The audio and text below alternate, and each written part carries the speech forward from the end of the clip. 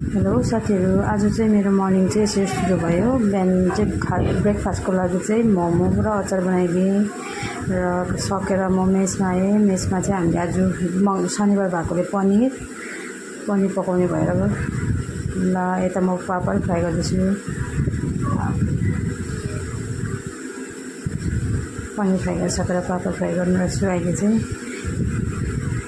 र अब पापड फ्राई गरिसकेर फेरि पनिर पकाउनु पर्छ।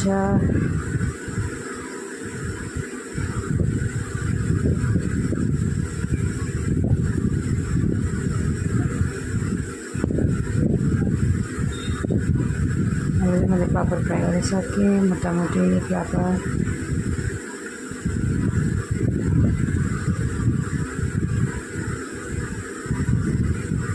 यहाँ चाहिँ मैले पनिरको लागि मसला पकाउन थालेँ। पनिरको लागि मसला पकाउँदैछु र यसमा मैले मटर हालेर, मटर पनि पकाउनु टाइम लाग्छ भनेर चाहिँ मटर हाल्दै मसला पाकेपछि यसरी मटर हालेर चलाउँदै थिएँ।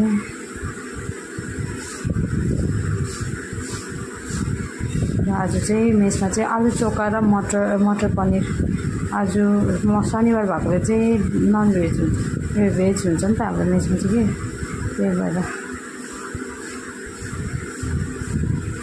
आलु चोखा चाहिँ भाइले बनाउँदैछ, मैले चाहिँ मटर पनिर पकाउँदैछु र आलु चोखा त बनिसक्यो। र यता अलिकति भेन्डी पनि भुट्यो हामीले खानुको लागि। र यता मटर पनिर पनि मोटामोटी पाकिसक्यो, खालि उम्लेर मात्रै बाँकी छ। Thank you so much.